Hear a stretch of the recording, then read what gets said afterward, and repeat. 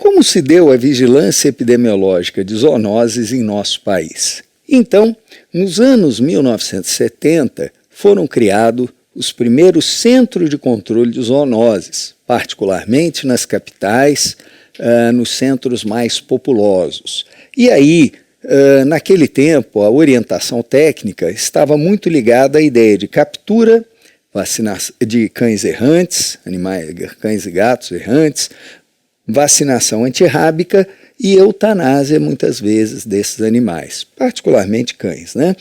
E a grande preocupação era justamente com uma das mais estudadas, conhecidas e de ações de intervenção, que é a raiva, né? Que é uma das zoonoses mais importantes. A Fundação Nacional de Saúde, a FUNASA, também tinha uma série de ações de combate a animais peçonhentos, né, como escorpiões, cobras, roedores, né, que podem transmitir uma gama de doenças e o seu controle, e ainda vetores como, por exemplo, mosquitos, né, que vão levar a doença para próximo do homem. Em 1990, surgem as primeiras unidades de zoonoses que vão integrar essas ações, e aí os recursos passaram a vir do Sistema Único de Saúde, mostrando que esse combate às zoonoses é uma ação de saúde pública, né? Então, a partir aí da fundação do SUS, passa-se a ter uma visão macro da junção desse tipo de ação. Em ambos os casos, o médico veterinário muitas vezes está ali em cargos de direção, coordenação e diretamente ligado a essas ações. Em 2014, surge uma portaria do Ministério da Saúde que vai estabelecer por norma as atividades de vigilância, prevenção e controle de zoonoses associado aos acidentes causados por animais peçonhentos e venenosos que forem de relevância pública para a saúde humana, né? Então, com isso aqui, foi determinando, direcionando esse tipo de ação que, como nós dissemos, cabe muitas vezes ao médico veterinário e nos concursos vai perguntar sobre essas ações e nós temos que conhecê-las em detalhes. Essas ações, então, segundo essa legislação, são executadas pela vigilância de zoonoses dos municípios e pelas unidades de vigilância de zoonoses, que também foram criados por portaria do Ministério da Saúde, e nos municípios que possuem essas unidades de vigilância, elas vão exercer esse papel ainda melhor. Os que não têm essas unidades específicas vão ter o setor de vigilância de zoonoses, que também vai estar a cargo dele, e como disse, com médicos veterinários na direção e coordenação, esse tipo de ação.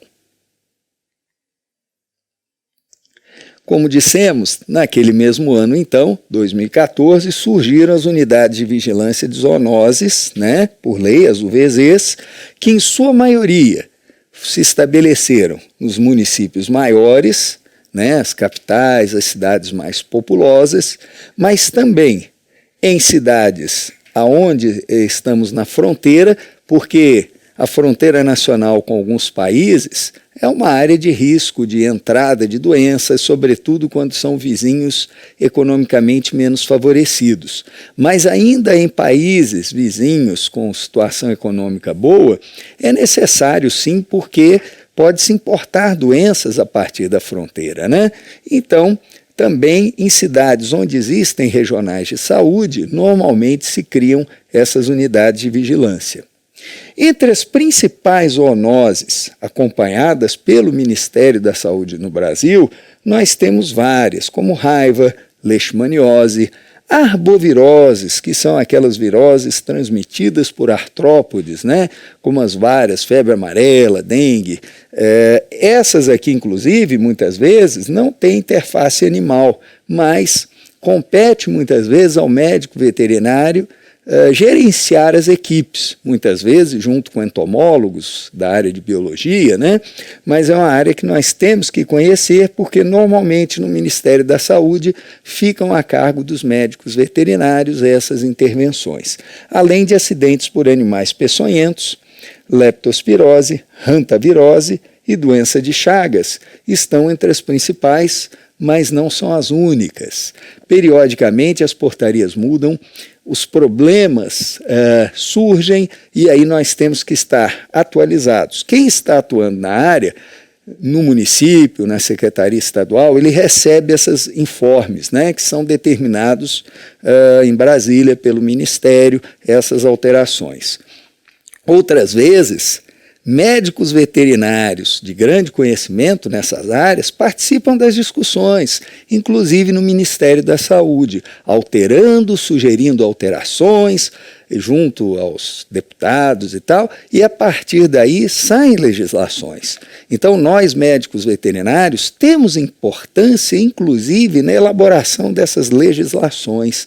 Podemos, muitas vezes, inúmeros colegas contribuem para essas alterações, foco e enfoque. E os outros, que não necessariamente contribuíram na formação da lei, ao se atualizarem, seguirem os protocolos, difundirem as medidas de segurança, também dão uma importante contribuição de saúde pública.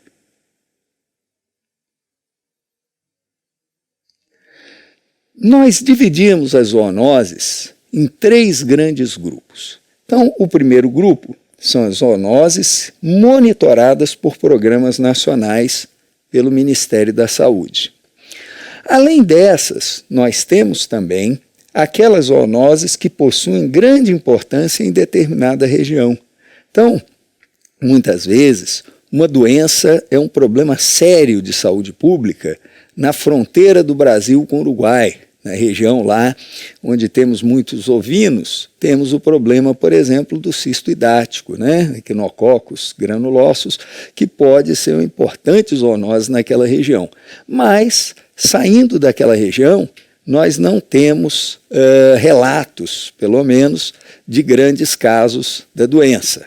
Ou podemos não ter, ainda não ter sido descoberto. Leishmaniose visceral, uma doença preocupante, é nítido que ela está presente, diagnosticada em partes do país, às vezes dentro do mesmo estado, em outras partes não há relatos, ou em princípio a doença não está ali presente. Então isso também não diminui a importância dessas zoonoses, mas naquele local ela requer medidas mais enérgicas e em outros para evitar importação, verificar a situação, mas não são as doenças de importância naquela região.